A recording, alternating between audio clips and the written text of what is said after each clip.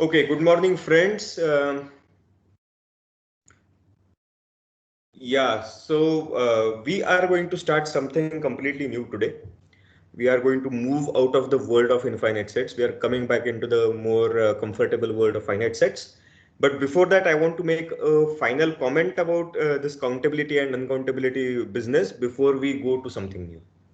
Okay, the question that Aradhya just asked me is the following. It's a kind of vague question, but let's try to understand what idea he has in his mind.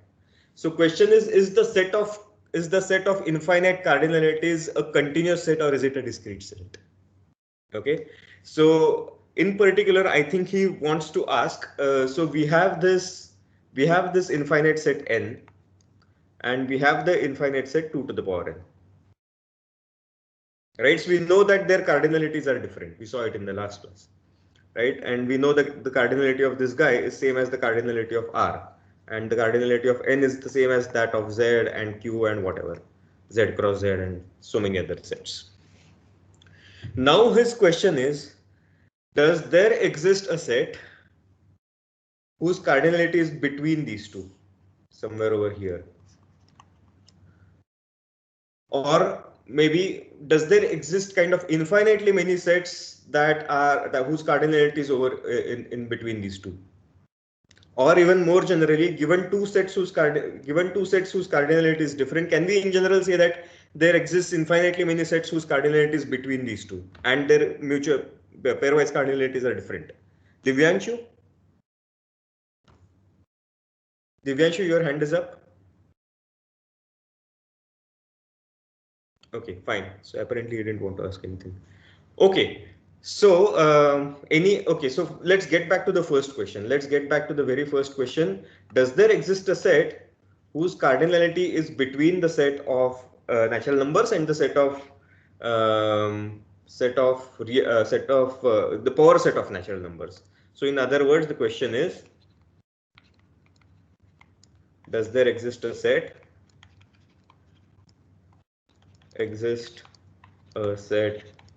S such that there exists an injection from N to S, but no injection from S to N?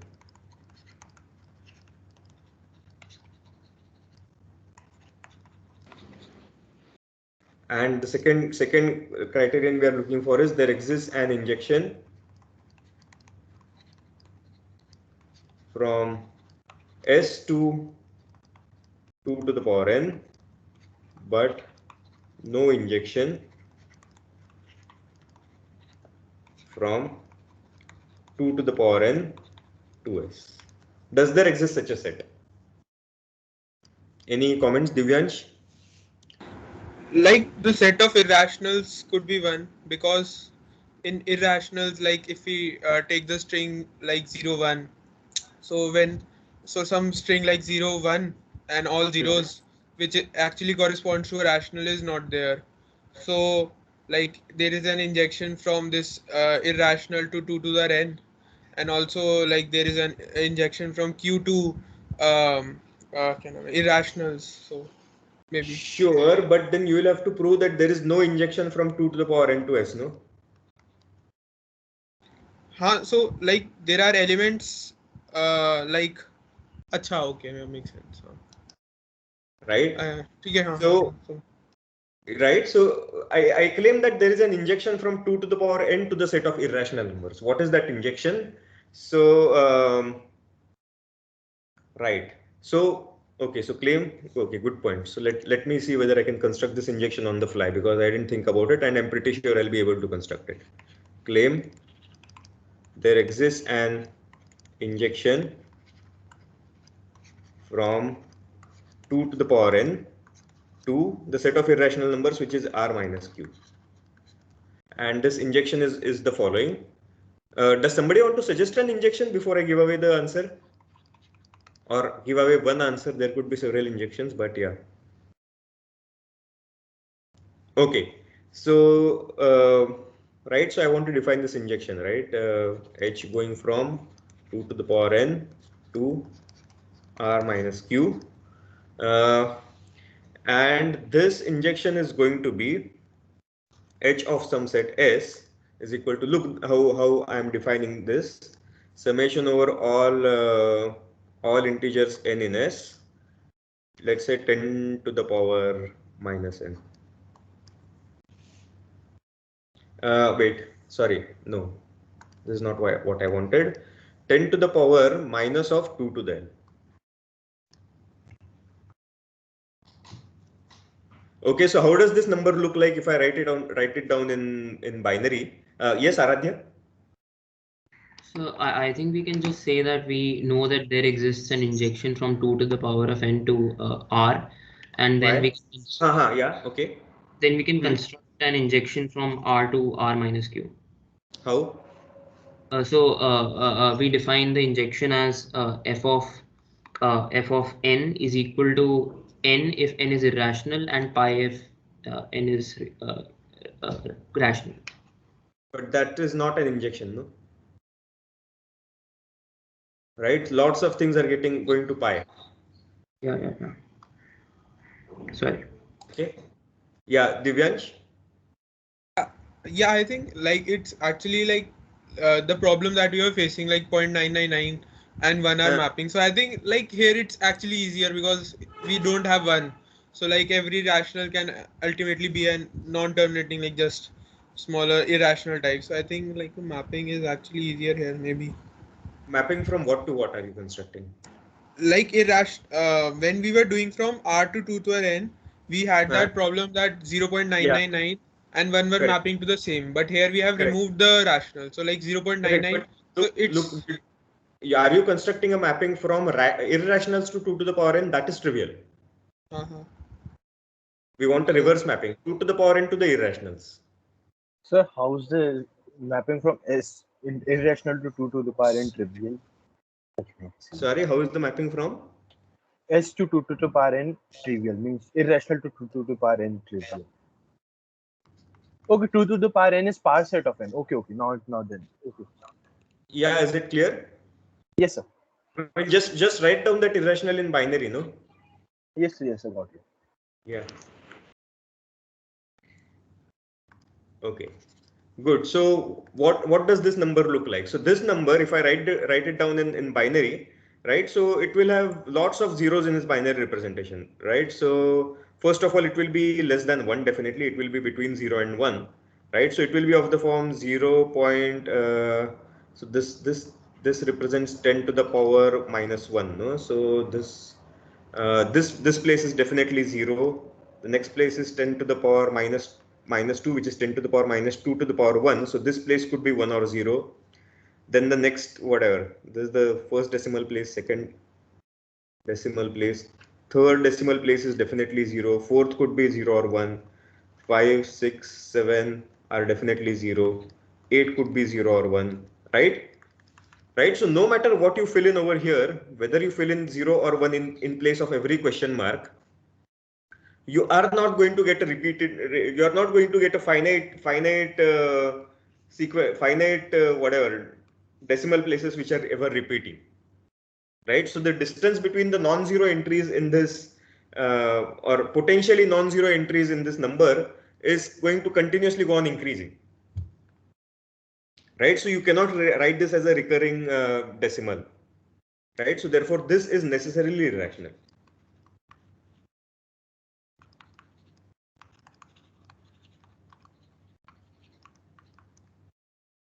Sachit?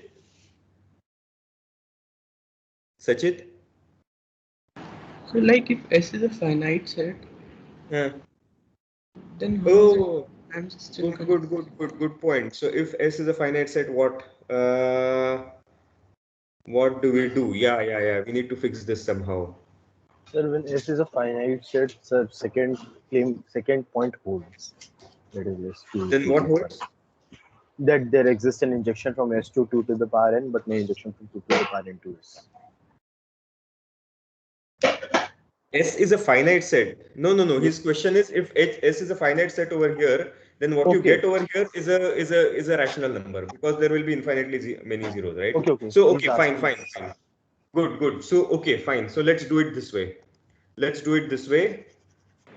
So I think like if S is finite, so like we may end at a finite number and then we can create a like string of zeros and ones, like separated by like first 2 gaps, then 4 gaps. Like the way we created here, just it would be zeros and one or some arbitrary number. Okay, I am not sure what idea you have in your mind, but okay. You First of had all, that gapping of 2, 4, 8, something like that, right? uh-huh. Yeah, so when the like if there's a finite set, it would terminate at some point, and after that we can continue on. We are not terminating over there. Oh, yeah, I understand. Okay, good. So let me. Okay, fine. Makes sense now. Yeah, I think that makes sense. So let's define it Sir, that but way. Okay. sir, but we have to do it by considering that there must exist an injection. I mean, the result could not be something obtained from one of the infinite sets. Sorry, what do you mean? Sir, I mean, if we say some strings of 0 and 1, we apply some strings of 0 and 1 after our result, then we have to make sure that the result, then the number resulting after adding the string of zeros and ones should not be something that can result from one of the infinite sets. Otherwise, it won't be an One would Yeah, not, take care of it. Yes, one would not definitely. repeat more than once, right? Sorry. So if there is a 1, then it would not repeat like again and again in S. Like Okay, so I mean, I get the high level idea. I don't exactly understand the concrete details that you're trying to tell, but here is it. Here it is. Okay. So, but yeah, high level idea is right. So you can fix this. So let's define edge going from 2 to the n to r minus q as follows. H of some s set s is equal to, as defined earlier, summation over n in s 2 to the power minus, sorry, what is it, 10 to the power, no, 10 to the power minus 2 to the power n if s is an infinite set.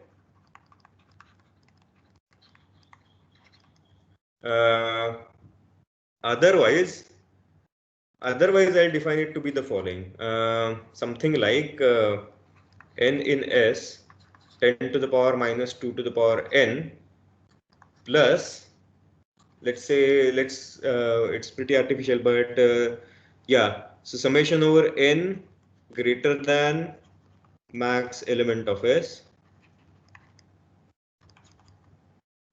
So we and can just add pi instead. one sec, n is not a power of 2, 10 to the power minus n.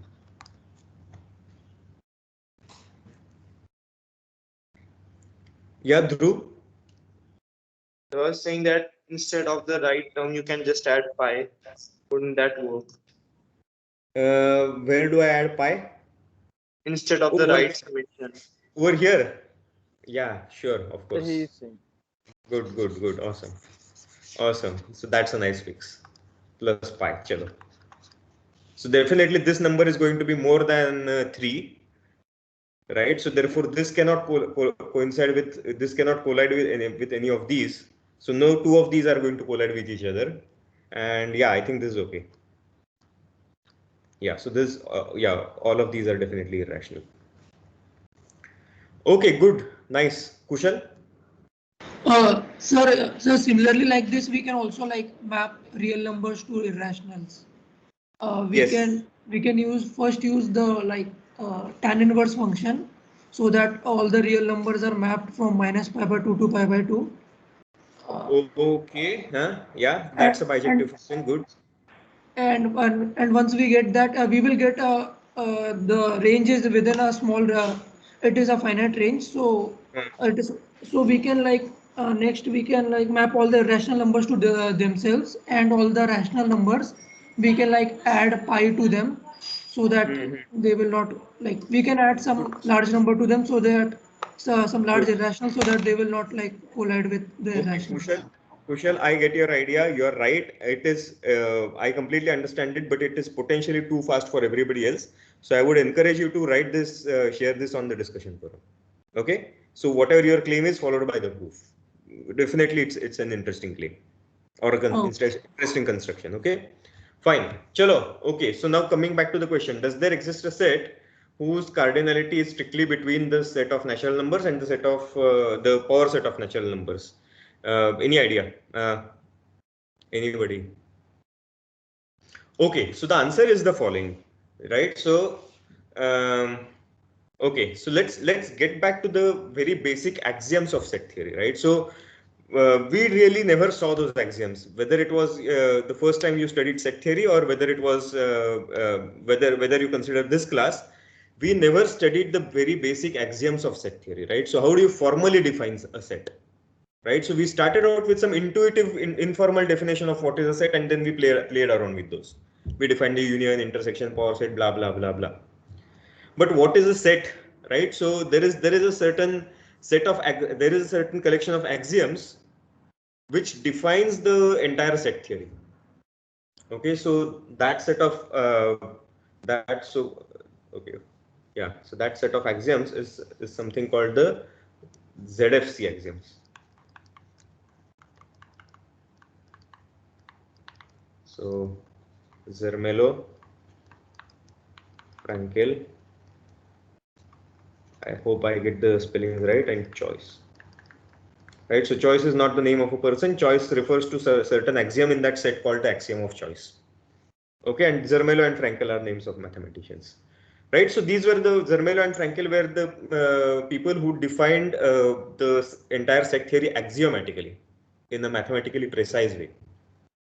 Okay, and based on their axioms, it so turns out that right, so if I make this into a statement, right, so if I make this into a statement, there does not exist a set whose cardinality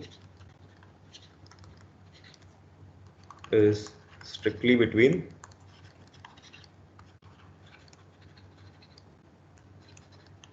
cardinality of n and cardinality of 2 to the power n, right? So the ZFC axioms are such that this theorem, this statement can neither be proved nor be disproved. Okay, so what does it mean? So in that sense, this ZFC set, the ZFC axioms are in that sense incomplete, right? So there are some statements, there are some propositions which you can neither prove nor disprove. Okay, so what you could do, right? So what you could do is you could take the ZFC axioms and you could take this statement also as an axiom and develop your own set theory. What you could also do is you could take ZFC as the set of axioms and the negation of this statement as another axiom. You can add it to the ZFC axioms and develop your another set theory. Right? So we are talking about two versions of set theory over here now, if you do this. And statements, obviously statements that are true in one version might not be true in the other version. Okay, so the point that I'm trying to drive is this can neither be proved nor be disproved using the ZFC axioms. And this is something called the continuum hypothesis.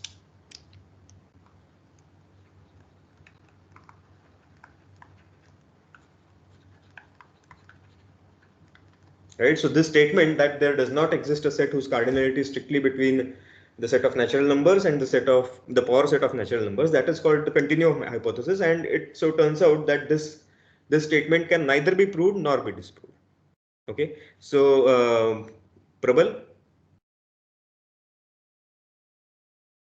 do you have a question? Sir, I wanted to ask that is there a proof that these can't be proved or disproved? Exactly. So there is a proof that this cannot be proved. right? So we are talking about the proof that some other proof exists or does not exist, right?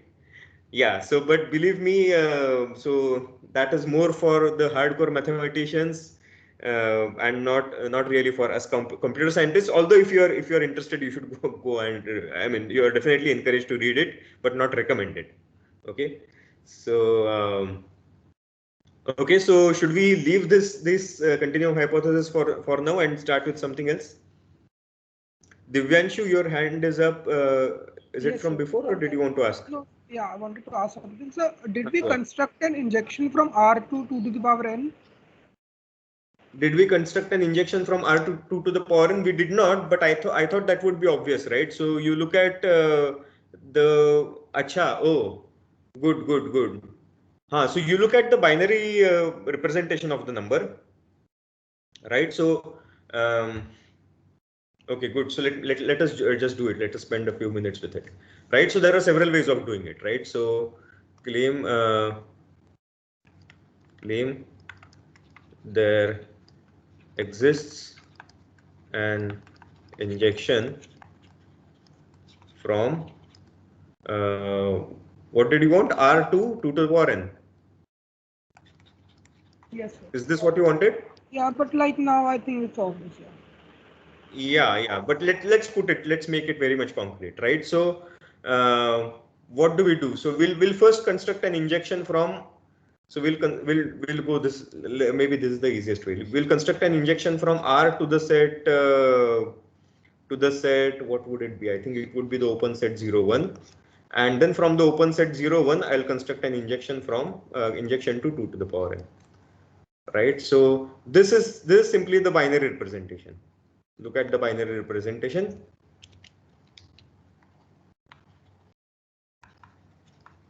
Right. So given the number in the open interval 0 to 1, look at the binary representation and just pick.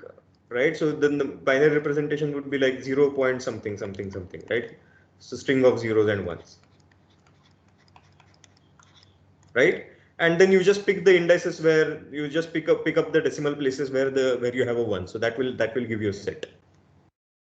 Okay, so that would be an injective function. So how do you construct an injective function from R to 0, 1? Any suggestions?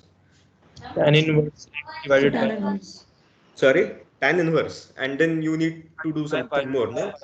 yes, sir. We can Let's make it precise. So h of x. So we want an injection h going from R to the open interval 0, 1. How do you do that? H of x is equal to what? Tan inverse is the right idea, but that needs something more, no? Like pi by 2 plus tan inverse, and then we can divide the whole by pi. Pi by 2 plus this and then divide the whole by pi. So that is like saying, okay, so let's do it. Pi by 2 plus tan inverse of x. So the range of tan inverse of x is minus pi by 2 to pi by 2. So when you add pi by 2, you will get the range to be 0 to pi, and therefore if you divide by pi, right, so this makes sense. So this simply half plus 1 over pi tan inverse of x. Right, so this is an injection from the set of real numbers to the open interval 0 to 1. Manthan? Sir, I was saying that any real number can be represented as a1, a2, a3, an dot b1 like that, na, in decimal or something like that. Oh, acha, so you want to start Right, out with some integer a1, part. a2, comma b dot b1 dot m bm. Yeah, I mean it could be infinite. Okay. So our set will be a1, comma a2, comma an, comma b1 dot. It will be included into the power n. It will be unique. But then the little problem is 10.10.1000. This will have the same binary. This will get mapped to the same thing as 1.0100. Right, so you're just forgetting the decimal, or maybe you should call it the binary point, right? Yes. Sorry. Yeah, so that can be easily fixed though. Okay, somebody else. What is it, Ramanuj? Yes, so instead of 2k power n, maybe we can do 2k power z, so that from that we can do 2k power n. So you know that the binary point isn't taken care of. Good. So instead of constructing an injection to 2 to the power n, first you construct an injection to 2 to the power z in the obvious manner as indicated over here, right? And then 2 to the power z, there is an injection to 2 to the power n in a natural manner. Okay, Rishabh? Sir, don't we have an issue with having multiple binary representations? So you could have 0.1 and 0.0. So you construct, yeah, because your domain is the set of real numbers in this case, you can just pick one of them. You can just pick one standard binary representation, the one in which you don't have a trailing infinite sequence of ones. Okay, so just pick that and then do your injection. Okay, so in the other case we wanted a surjection, so which is why that was a problem. Okay, sorry, we wanted. So we did not want anything to go to those weird weird strings with infinitely many nines or infinitely many ones depending on what number system you are in, right? So there we had to be more careful. Okay, good. So anything else? Should we move to something completely new now? So can we like produce a set which is like strictly greater than cardinality of R? Strictly greater than cardinality of R. So here I am going to add the following problem to the tutorial. Okay, so claim, I think this is called Cantor's theorem.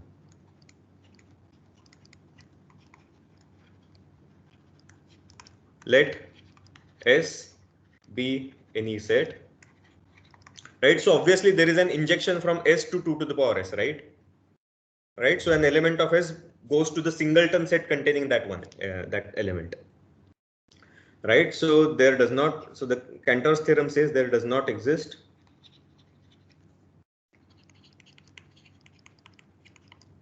an injection from 2 to the power S to S for any set.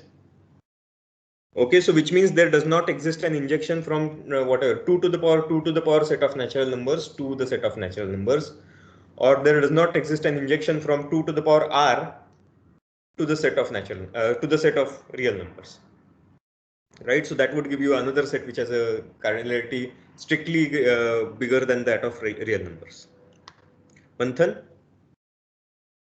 Sir, in the example I given A1, A2, we can define the set as n, A1, A2. We will first write the position of decimal, then we will continue A1, A2 dot dot dot n, A1, an dot dot dot B1, Bn. So n, A1, an, B1, Bn. So remember all these are zeros and ones. What do you do with this n? No, not 0 and 1. We will not define it. It is a binary number. Suppose R will be 98.12. Then our set will be 2, 9, 8, 1, 2. 2, 9, 8, 1, 2. So you are talking about sets, no? Sets don't have repetitions, firstly. Okay.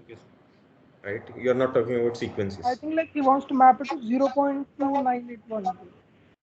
Yeah, I don't know what exactly he wants to do. Okay, fine. So let's avoid the digression for now. Manthan, your hand is still up. Do you have a question? No, sir. Okay, Rohit. Sir, how is the injection from R to S complete above R2 to power n? Sorry? Sir, how is the injection from R2 to power n complete above? I cannot hear you. Is there an injection from what to what? Sir, in the above claim, how is the injection from R2 to power n complete? Like we just mapped R to a range of 0 to 1. So did somebody understand his question? I just cannot hear him properly somehow. Rohit. Sir, That we mapped R to 0, 1. One at a time, please. Siddharth?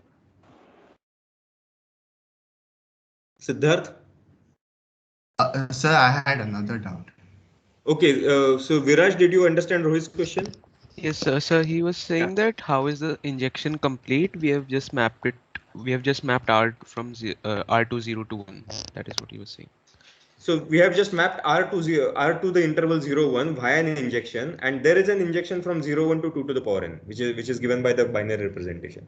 So the composition of two injections is an injection. The zero, it can have rates other from 0 and 1, right? Like What can 0.3, the 0.3, what does that map to then? So 0.3, right? 0.3 in binary, you know. Oh, okay. Then Yeah. So I'm Yeah. talking about binary representation. Okay, good. So fine. Yeah, I think we should really start something new. Let's take the remaining questions to the discussion forum, or you could feel free to ping me.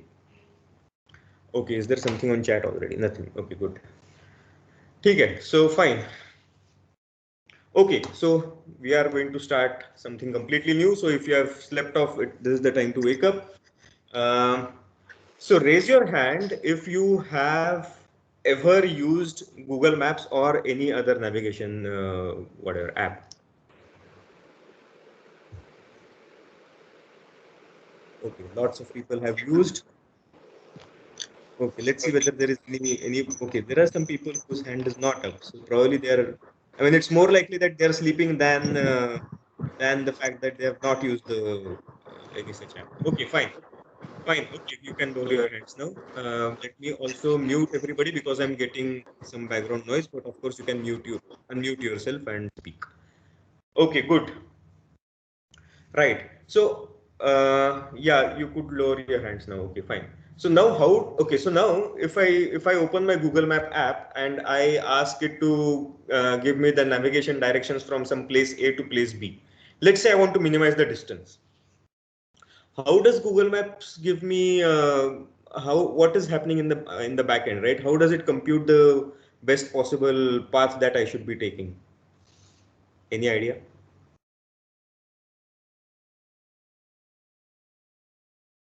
How is Google Maps computing the best possible path that I should be taking to go from some place A to place B? Kushal? Sir, it will like find all the possible routes from A to B, and it will like consider the time that it takes on that route, the traffic and the condition of the road and everything, the size of the road. I just want to minimize the distance. So let's not worry about traffic. Let's let's be in an ideal scenario where there are no other people on the road. The signals are not working. Signals are always green and so on. So yeah. So you're saying that okay, it will go over all possible paths from A to B, and it will just find the one with the minimum distance, and return it to us. Okay. Manthan, yes, Manthan, your hand is up. Sir, I guess it doesn't consider all possible paths because there will be infinite path. I mean, there. Okay. So it considers some particular paths like first of some particular path. I mean, from A to B, first consider some particular path, then minimize in this subset. But it not consider all the possible paths because it will be infinite. I mean, from A to B, it can go from A to New York, then to B. Fair enough. Yeah, makes sense. Any other comments on this? Nishchay? Sir, I want to add something like what Manthan said. So, yes, it can take some like particular path, and also that it can just minimize the path, that sub parts like from one joint or one where there is meetup of two or more roads. So it can minimize those paths, and then overall path will also minimize.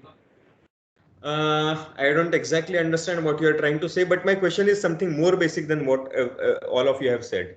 Even before I, let's say I go with the very basic, very stupid looking or very elementary process where you just construct all possible paths. But even before I do that, I need to represent the map of the city in some manner in my computer, right? How do we represent it? So it would represent every location as a coordinate system. Yes, sir. Coordinate Locations system, okay. as nodes. We can represent Several by locations. every small grid, and we will write 1, 0. If there is a road in that grid, we will write 1, and if there is no path, then we will write 0. we will अच्छा, write अच्छा, अच्छा, मतलब हाँ, पूरे world को grid में बांट लेंगे छोटे छोटे एकदम. हाँ, Then we समझा समझा समझा. So basically you will have something like this. So every point you'll have in your memory, and then whatever. So if there is if let's say these 2 points lie on a road, I'll just kind of have this kind of a thing in this kind of a object in my memory, which will tell you that okay, this is a road, and then this is a crossing, and something like that. yes, Right? Makes sense. Makes sense. So right now, I mean, let's come back to discrete math now. Let's not worry about computers right now, right? So what the point that I'm trying to drive is what is the mathematical object that really represents this scenario, right? So if you represent that mathematical object in your computer, then you can somehow play around with it. So how do you find this path in an efficient manner? That is for you to study in Col 106. Okay, how do you represent these objects in a computer? That is also part of Col 106, data structures. But what is the mathematical object in the first place that we are talking about? Okay, exactly, yes. So that mathematical object is something called a graph. Okay, so this graph is not to be confused with this kind of a graph, right? So this is not what we are looking at. Okay, so right, so the notion of graph that we will have in our mind is something which looks like this.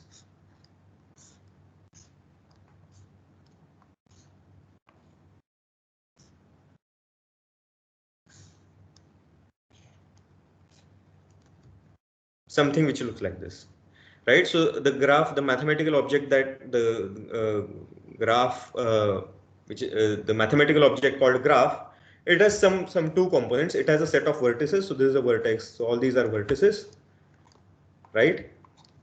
So these this graph has, I don't know, 3 4 5 6 7 8 vertices, and the graph also has a set of edges, right? So all these are edges in the graph. Manthan, your hand is up. Do you want to ask something, or is this from before? No sir, no sir. Okay, good. All right. So let us formally define what is a graph now. So definition.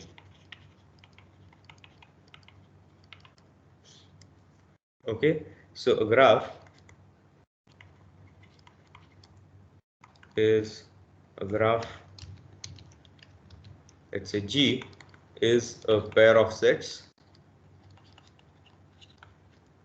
V and E, where what? Firstly, V is a finite set, right? So you can construct graphs over infinite sets, but we are not going to talk about them in this course. So for us, a graph, the V set of a graph is always finite. V is a finite set called the set of vertices. And E, okay, so E is a subset of, okay, so what should I say? E is a collection. Mathematically, it's also a set, but yeah, E is a collection of subsets of V of size 2. Right? So V is a finite set. Suppose size of V is n. How many sets of size 2 will you have? How many subsets of size 2 will you have? Okay, this is an easy question. So maybe I'll ask a random student. Chinmay? You asked how many subsets, right? For n, like number How of many elements. subsets of size 2? How many subsets of size 2? Yes. NC2. NC2, absolutely. Good. Okay. So remember, if size of V is equal to n, then the number of subsets of size 2, that is equal to NC2, which is same as n into n minus 1 by 2. Right? So there are potentially so many subsets of size 2, and so look at this collection of subsets of size 2. Right? If I take any subset of that, that is called the edge set of a graph. Okay, so this is called, okay. So this E called the set of edges, right? So if I were to name the vertices in this graph, let's call them 1, 2, 3, 4, 5, 6, 7, 8. Yeah.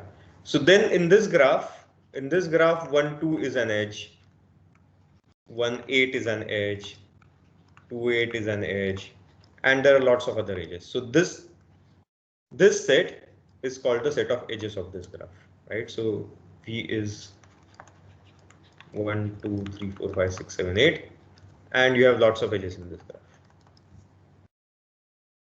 Okay, mathematically, is it clear what is happening? Yes. Okay. Yeah. So potentially, how many graphs can you have over a given set of n vertices? Like Number power of set graphs. of this set. Exactly. So number of graphs over a given set of n vertices.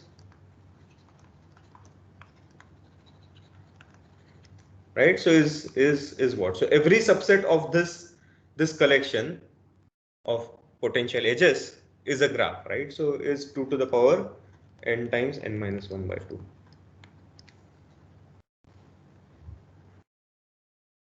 Okay, any questions up to this point? Sir, can we have a vertex Yeah. that does not have any edge? I mean, it is not connected to any other vertex. Can Sure, we of have course. Of course. You can have a vertex 9 over here, let's say, which is not connected to the rest of the world. Right? So you could have the so-called two connected components, right? 10, 11, 12, and then maybe another vertex which is not connected to anything. 13, let's say. All that is okay. Vedant? Sir, won't it just be 2 to the power n? Sorry? Why are we taking the number of edges as the power of 2? Right. So look at the collection of subsets of size 2 of the set V. How many subsets of size 2 do you have? N choose 2. Okay, and we are taking And every power set of subset that. of this collection is a graph, the way we have defined it. Okay. Okay, is a right. So yeah, exactly. So which is why it is 2 to the power n times. Sir, can we say like that that there will be an edge present between two vertex or not present? So 2 to the power number of edges. Exactly. Oh. Makes sense. For every unordered pair of vertices, either you will have an edge between them or you will not have an edge between them, right? So therefore you have 2 to the power number of unordered pairs of vertices, which is 2 to the power n choose 2. Good. Okay, fine. So yeah, right. So I mean this class is going to have more definitions than any than claims. So let's get the very basic terminologies in place. Right. So definition. So an edge E in capital E is said to be incident on a vertex V in capital V, right? So this is intuitive if the vertex V lies in the edge, right? So remember, every edge is a subset of size 2 of the vertex set, right? So this E is a subset of size 2 of the set V. So either the vertex little v lies in E or it does not lie in E, and accordingly we'll say that the edge E is incident on V. Yeah. So and okay, so let me and V is said to be an endpoint of E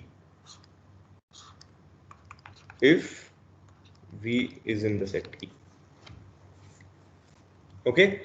So right now, mathematically, we will think of edges as subsets of size 2, but eventually, I mean, it's fine to think of edges as these line segments. Okay. And then talk about whether an edge is incident on a vertex or whether a vertex is an endpoint of an edge. Okay. Good. So what other basic definitions did I want to introduce? Okay, so there are let's have some examples of some interesting graphs, right? So so let's do the following. Let's take some set of vertices. Let's say these 5 vertices. Okay, and I don't have any edge in my graph. Let's say E is the empty set. Okay, so definition: graph G equal to VE is said to be empty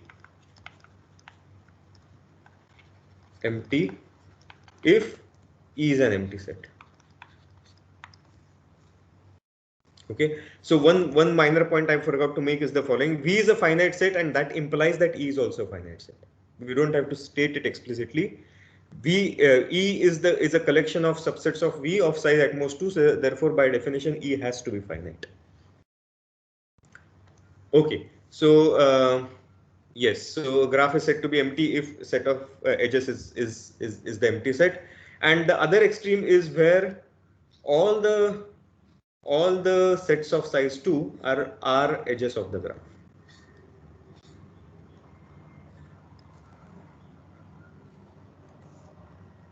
Right, so G is said to be complete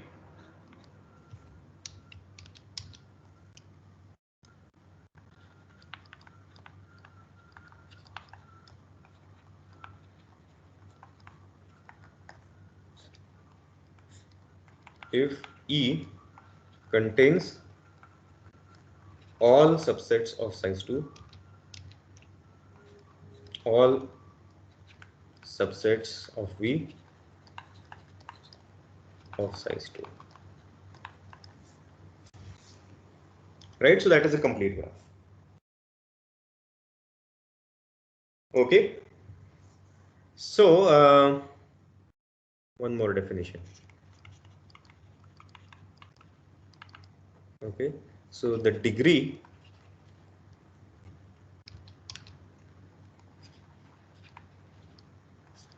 of a vertex V is the number of edges incident on V. Okay, so remember although I have not stated explicitly, all these definitions apply to a specific graph, right? So given a graph, the degree of a vertex is the number of edges of that graph incident on V, right? So if you're talking about 2 graphs on the same vertex set, right? 2 graphs G1 and G2 on the same vertex set, you will have to disambiguate and say that the degree of vertex V in G1 is 10 and the degree of vertex V in G2 is 15. Okay, so I have not made that explicit, but I hope you understand what I mean, right? So this graph has all vertices have degree 4 over here. Okay, all right. So a basic question. Okay, so let me write it as a claim, right? So let G equal to VE be any graph, then, right? So what I'm doing is the following: I am summing up over all vertices V in okay, actually graph, and let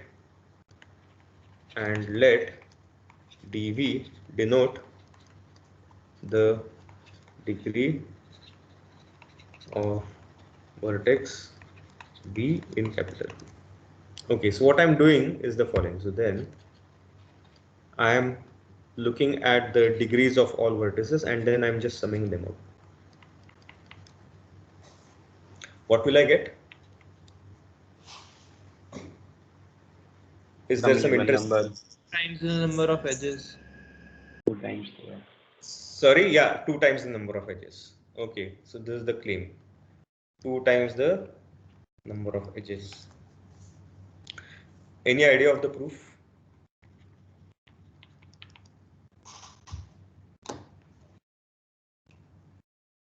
Somebody said 2 times the number of edges, so at least they should tell the proof.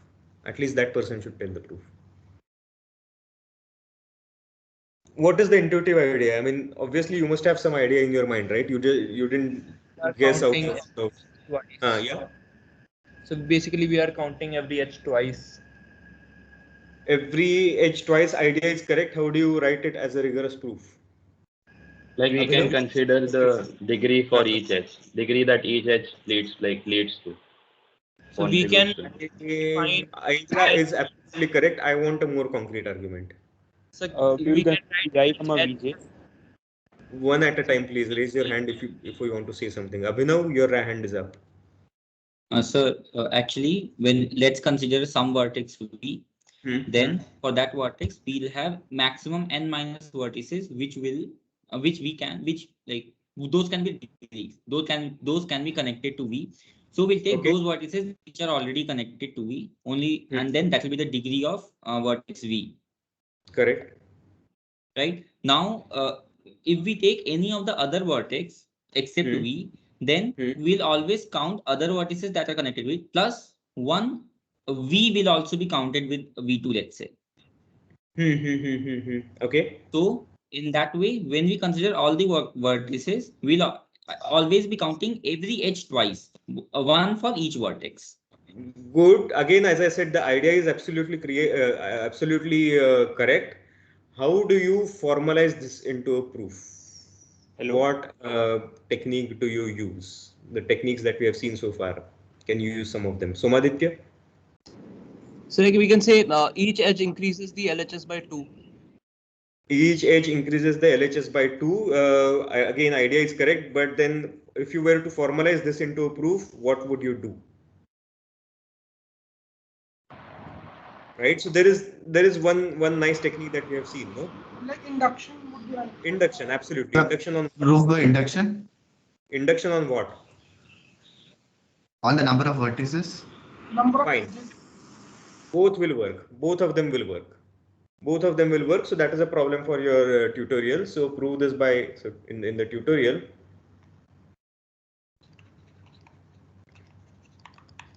Prove this by induction on whatever you want.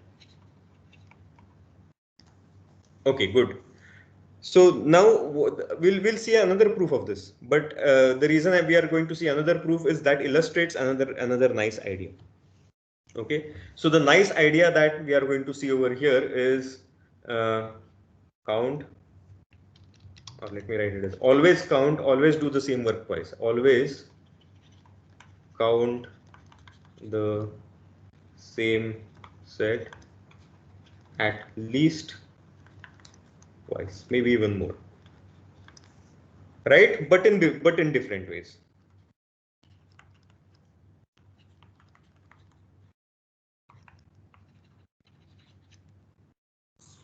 Okay, always count the same set twice, but in different ways. Okay, right? And because you know that no matter what way you count the set in, the final size of the set is always going to be the same. Equating these two counts is going to give you something nice. Okay, so what we'll count over here is yeah. So so what we'll count over here is, or let's start with this summation over all V degree V. Right, so summation proof. So summation over all V in V degree V is equal to what? Summation over all V in capital V of, okay, I'll do the following trick. So instead of dv, right, I will replace it by saying summation over all E incident on V of 1. Right, so for any V, if I look at this summation, that is precisely dV. Okay, fine. Little more manipulation, summation over V in capital V, and now I'm going to take the summation over all E in capital E, and instead of this 1, I will write something like incident of EV, where this function is defined as follows, where incidence of EV is equal to 1 if E incident on V and this is equal to 0 otherwise. Okay, so now the little trick, what do we do whenever we see a double summation? We just swap the order of the summation and see what we get, right? So this is equal to summation over all E in capital E, summation over all V in capital V, incidence of E on V, right? This is equal to summation over all E in capital E. What is this value for any given edge? 2. Exactly. Right, so every edge is incident on exactly 2 vertices, so therefore this summation is just 2.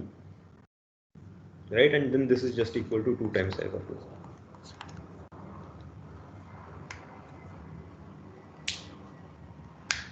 Okay, so what we are doing over here is essentially counting. So essentially we are counting.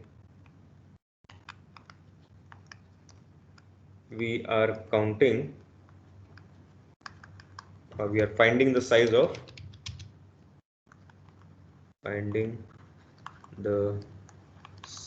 the set EV such that E is incident on V.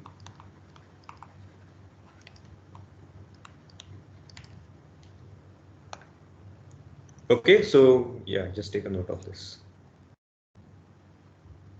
Okay, so by the way, I should also say that even though this statement looks kind of obvious, it has a nice name, so it's called the handshake lemma.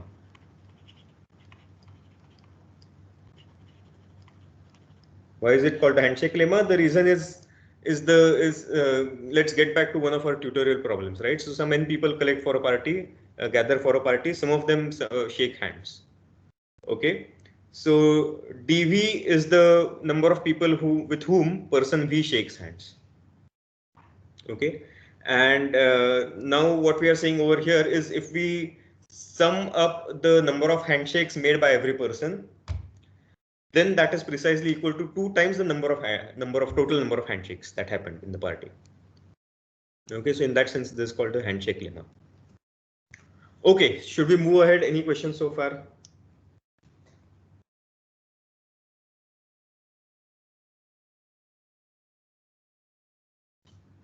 Okay, cool.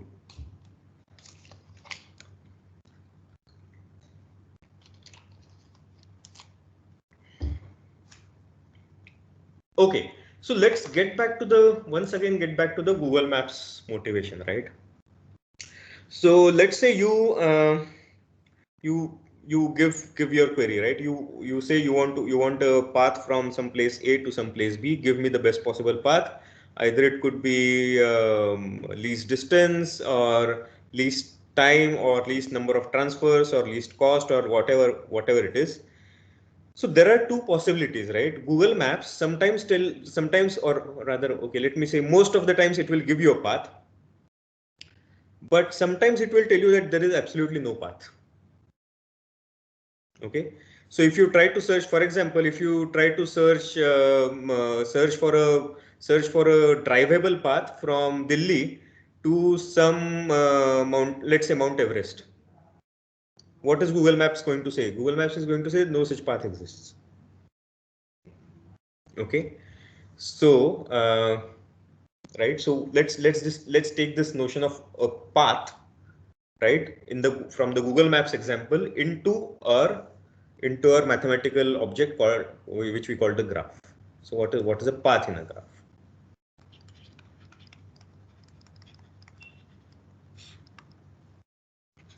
let G equal to VE be a graph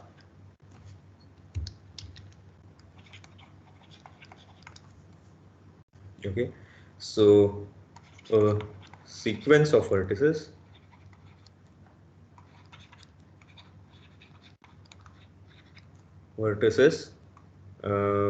let's say V0, V1 up to some Vm is called a walk if for all I going from 1 through m, right? So what do we want, right? So you have some graph. Okay.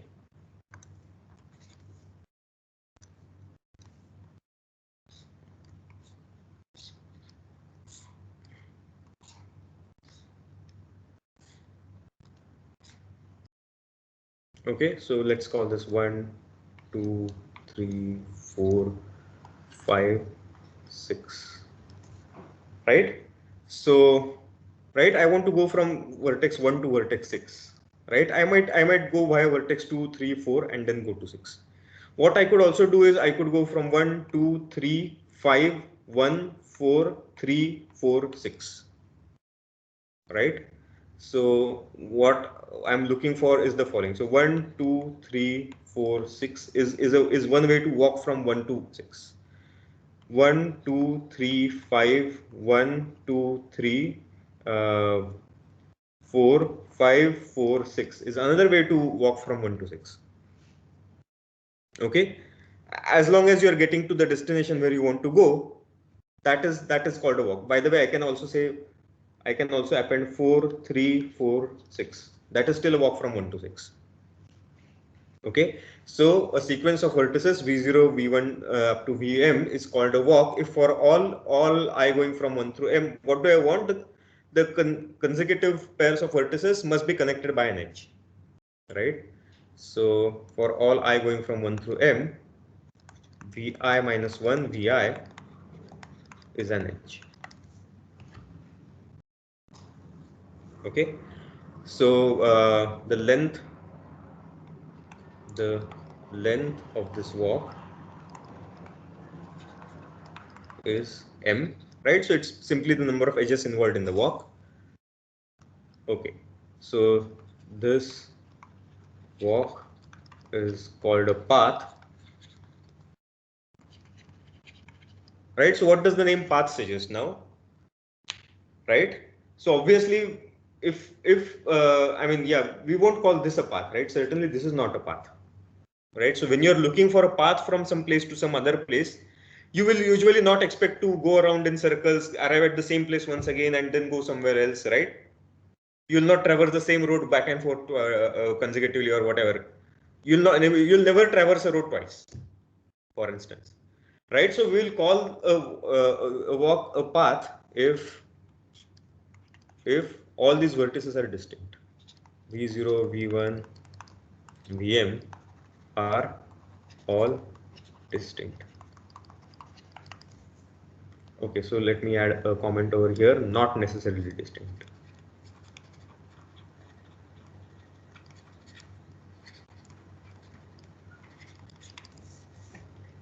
Okay, and finally, final definition as a part of this set of definitions, this walk is called a closed walk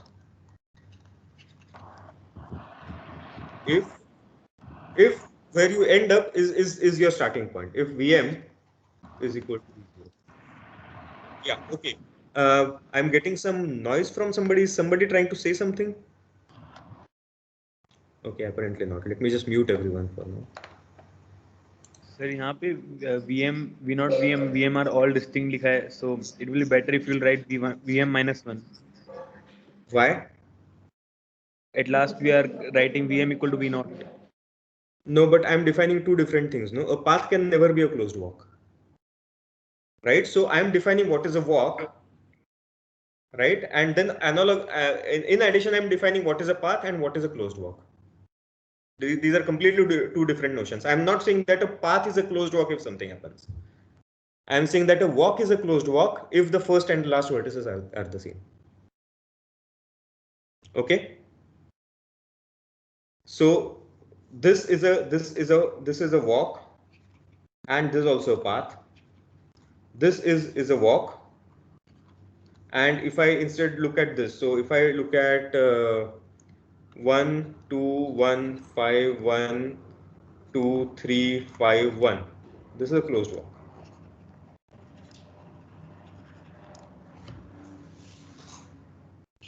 Okay, does it answer the question?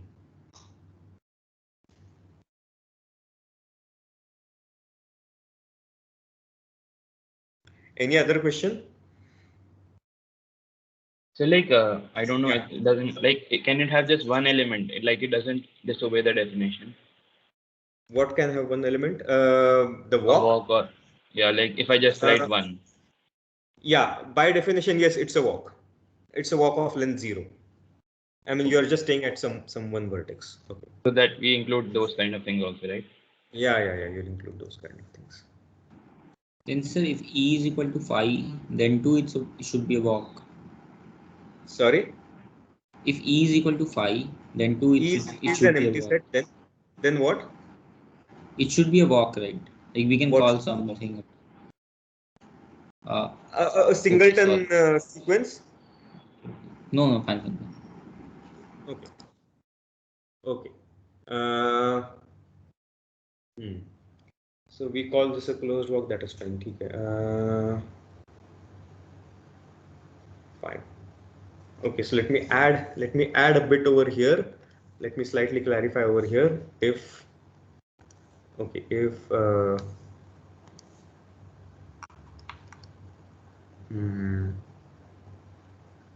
yeah, closed walk. Okay, closed walk cannot consist of a single vertex. It is called a closed walk if what should I say? Or fine. Let's leave it at that. V0 equal to Vn. Chalo. ठीक है. Fine. So now.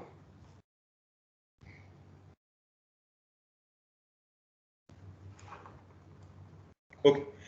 So suppose that in a graph from some two vertices, from some vertex u, you have a path to some other vertex v. Okay, suppose that in graph G you have a path from u to v. Obviously you have a walk from u to v, right? Why? Because every path is a walk. Okay, is the converse true? Okay, so the question is right. So the question is the claim is for every graph G equal to VE and every pair of vertices UV in capital V, right? There exists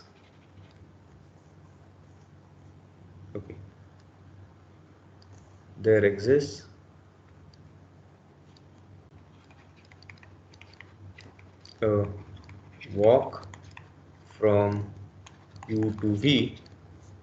Okay, so if there exists a path from U to V, right? This is easy, right? Because if there is a path from U to V, every path is a walk, so there exists a path from U to V. So there exists a walk from U to V, obviously. Can I make it into an if and if? Can I write this F over here? Yes, sir. We can write it. I think so. Divyanshu, yes. Yeah, so like we can make, so if it repeats, like if it is at like V repeats at Vi and Vj, so we just like delete the part from Vi to Vj minus 1. Fine, then what? That still might not be a path. Yeah, and we repeat this till the time there are no like repetitions. Why will you ever stop? So are we given that a walk has to be finite size? I assumed it is finite size. Yeah. So when I say V0 to Vm, I'm writing this final, right? So it's a finite sequence. But you are using, I mean, what you are saying is correct, but you are using some basic property that we have seen in the class earlier, but you are not stating it. What basic property are you using? Like it is similar to the induction and well ordering question that we did in some point. Exactly. So well ordering principle, right? So while what Divyanshu said, while that is one way to intuitively argue, in my personal opinion, the cleaner argument is the following: use well ordering principle. So that way you will be able to say that, okay, look, you have a collection of walks from going from U to V, potentially infinite. Okay, but look at the shortest walk and then claim that it must be a path. Arin? Sir, I'm saying, sir, that we list all the edges in our walk. If a edge comes even number of times, we delete it, and if an edge comes odd number of times, we only take one of the edge. But is that enough? What if wait? So what will you do about this walk? Right. So I'm trying to construct a path from 1 to 6, but I start out with the following walk: 1, 2, 3, 4, 1, 5, 4, 6. Now no edge is repeated. What do you do? Okay, so go on. Yeah. So while your idea is on the right track, but it's incomplete. Okay. Okay, good. So proof. Let's do the proof now. So I'm just going to write a rigorous proof over here. So let S be the set of all M such that there exists a walk of length M from U to V. Right. So we are given. Right. So we are okay. Sorry. Yeah. Hang on. So this is a double implication, right? So we need to prove both parts. Okay.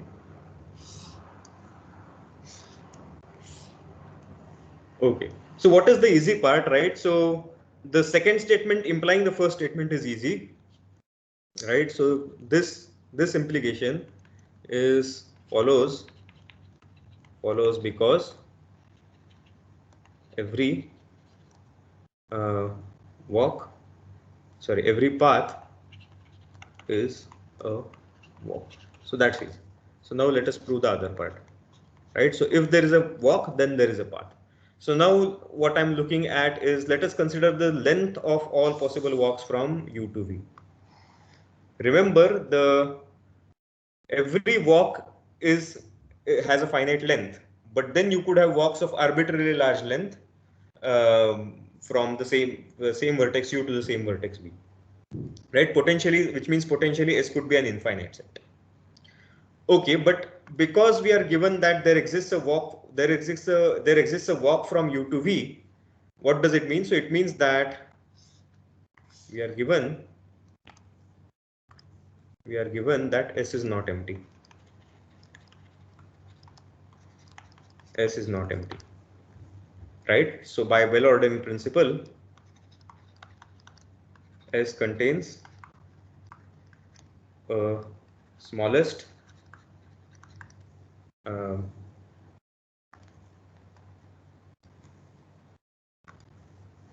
element, say M star, right? So now why is M star in S? So therefore there exists a walk, V0,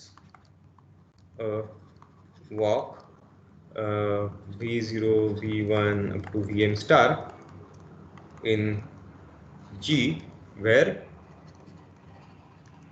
what? U is equal to V0 and Vm star is equal to V. Okay? So right?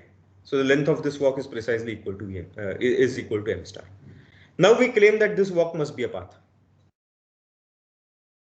Arin? Arin, do you have a question? No, sir, I forgot to raise my. I forgot to lower my. Divyanshu? Yes, sir. So, like you said that potentially S could be infinite. So I'm a bit Yeah. confused that it can be of infinite size or it has to be a finite size. See, walk is always finite, but the set of possible lengths of walks could be infinite, right? So just look at the vertices 1 and 5. Right, between 1 and 5, you certainly have a walk of length 1, a walk of length 3, a walk of length 5, a walk of length 7, a walk of length 9, and so on. Each of these walks are finite. Every walk is finite. But then the set of walks, or the set of possible lengths of walks, so both of these are infinite sets. Yeah, okay, sir. Okay. Okay, so is there something on chat? No. Okay, Sachit? So can U and V be same? Can U and V be this? Oh, wait. For every pair of, okay, maybe I should say distinct vertices. Yeah, good point.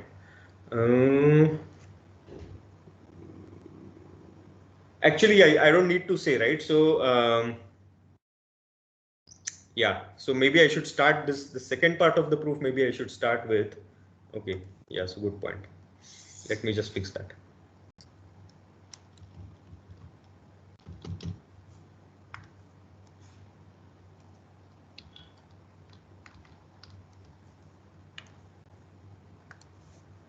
If U equal to V, then there is nothing to prove, because then U, this itself is a path from U to V, right? So therefore, I mean, yeah, so you want to prove a statement of the form P implies Q. Q itself is true, so therefore you are done. Right. So otherwise, else let S be blah. Okay, so is that fine now? Right, so now we know that U is not equal to V. Okay, so yeah, so U is not equal to V, so I claim that this walk, okay, so we claim that this walk is a path. Why? Because otherwise, yeah. I'm still confused. If U is V, then how is it a path? Like it would be a closed walk, but we say that a closed walk can never be a path. Well, so those are corner cases, right? So, okay. So just focus on this definition, right? So maybe a singleton vertex is the only corner case which is both a closed walk and a path and so on. Yeah, or I mean, yeah. So we'll have to fix the corner cases maybe. Yeah. So let's make some easy. Let's make some easy slight modification to the definition, and we say that this is a closed walk if V0 equal to Vm and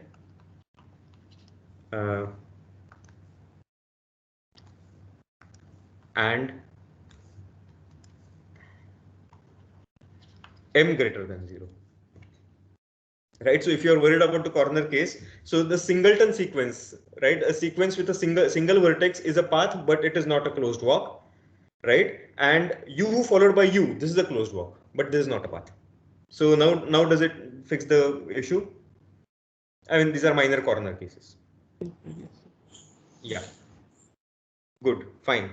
So we claim that this walk is a path. Why? Because right, so what can stop from this path being a walk? Right, so if not,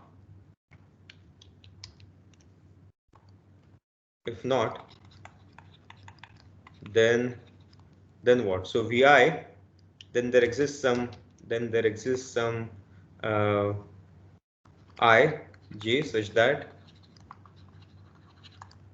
I is strictly less than j and Vi equal to Vj. Right, that is the only reason why this walk will not be a path. There exists at least one pair Ij. There could be more. Okay, so now Now what do we get? Now we get a shorter walk, right? So you start from V0, V1, go all the way up to Vi, right? And then you are already actually at Vj. So you can immediately go to Vj plus 1 and then finally go to Vn star, right? Is a shorter walk from U to V, contradicting the minimality of M star.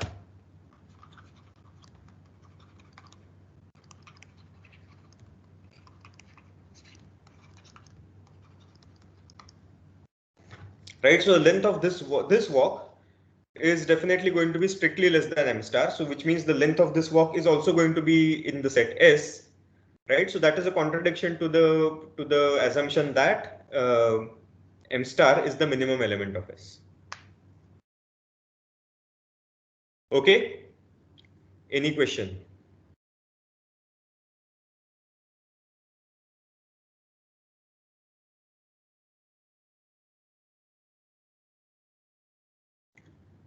Yes, Viraj.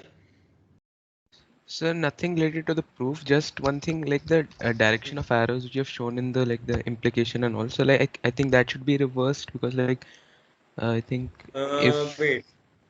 So if okay, for every graph and every pair of vertices, there exists a walk from U to V if and only if there exists a path from U to V.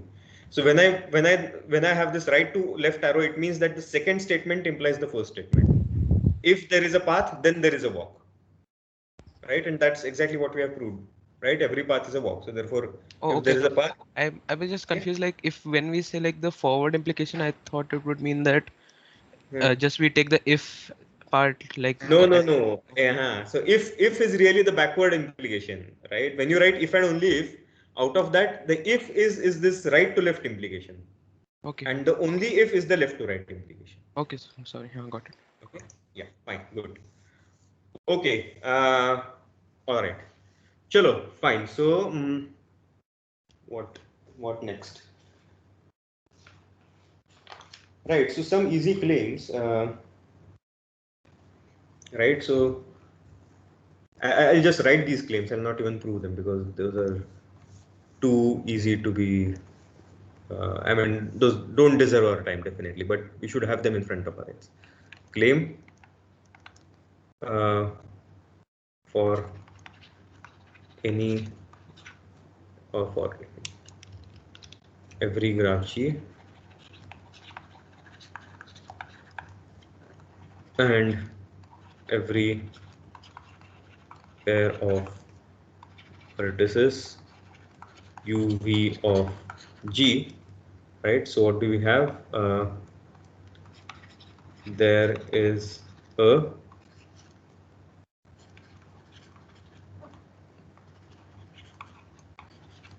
from U to V if and only if there is a, replace whatever you want over here, path or walk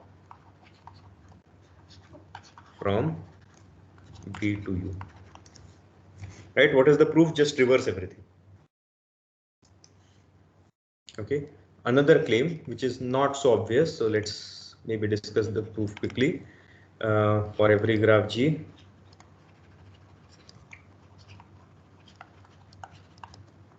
and every pair, okay, every three vertices, every right, every three vertices U, V, W of G, there, if there is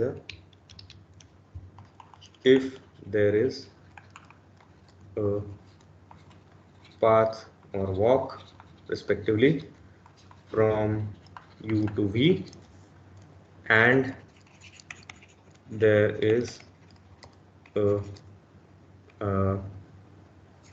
path walk from V to W, then there is path walk from U to W. Does somebody want to quickly tell the proof? Right, so we are making two claims over here. One claim is about path and the other claim is about a walk. Which one is easier? Walk. Okay, what is the proof for the walk case? So like we can just take the union of both the works. Are you taking the union or concatenation? Concatenation, sorry. Concatenation, yes, okay. So concatenate. Rishabh, yes, I'll come to you. Concatenate the walk from U to V with the walk from V to U, U to V to W and the walk from V to W. I think we'll have to remove one V. So sorry, we'll remove one V, I guess.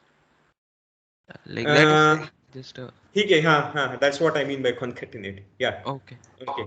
So let me put in quotes. I mean, this is just some high level idea of the proof. I have not written the proof explicitly. I mean, yeah, to get a walk from U to W. Okay, maybe there are already some questions, Rishabh. I didn't have a question. I did them.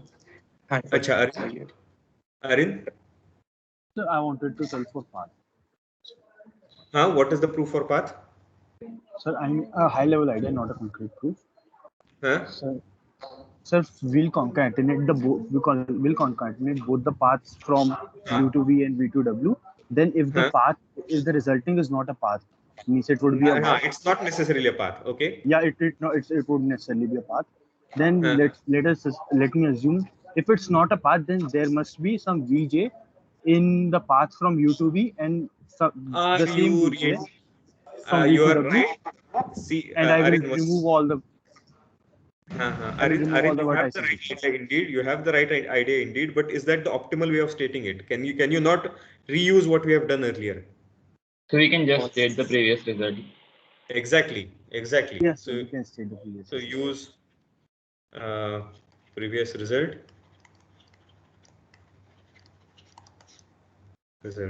What is the previous result? Walk if and only if path.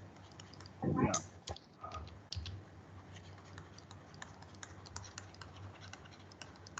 Right, so note concatenation of two paths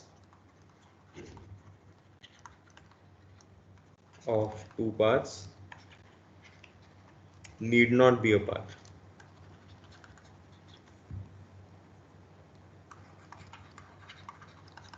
Okay, Divyanshu? Sir, I had this doubt that while defining the graph, like can we not include edges from U to itself, like U to U?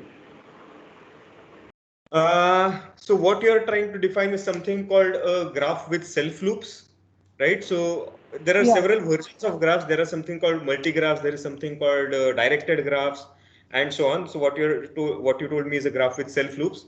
There are ways to mathematically define these objects. They have certain their own set of nice properties, right? But the way we have defined graphs so far, that doesn't fit in our definition for now. Okay. Yeah. All right. Any more questions? Because the time is up. But yeah, I don't mind taking one question.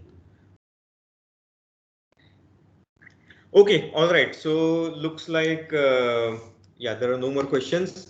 Quick reminder: we don't have a class on Monday because it's a holiday. But instead, we'll have the mock quiz in the afternoon from 2 to 3:30. Divyanshu, yes. Sir, I had like a doubt regarding something we discussed in class. So, like, should I ask it now? It's a bit long, so, or should I post it on like chat? Would it be interesting for most of the class? Like, I just wanted to say that, like, I asked the question that set the proof of that walk, that every walk can be converted to a path if it is not a path, something like that. Like you mapped it to well ordering principle quite fast. I can't map, so I'm a bit confused. Like how to see that I can use the well ordering principle here. I don't get to use it frequently. Acha. So what you could do is maybe post this on the discussion forum if you want, or you can even ping me and we can have a call on this because let's see. Yeah. So I definitely we should not be spending the time of our class on this. So, but feel free to discuss this matter with me. Is that okay, Divyanshu? Yeah. Okay. All right, chalo. So see you on Monday in the afternoon at 2 for the mock quiz, and the details will follow on the announcements forum very soon. Chalo, bye. Sir. Yeah, go on. Yes. In course policy, there is a major, minor, and group assignment, right? No. What was that? Major, minor, and? No, wait.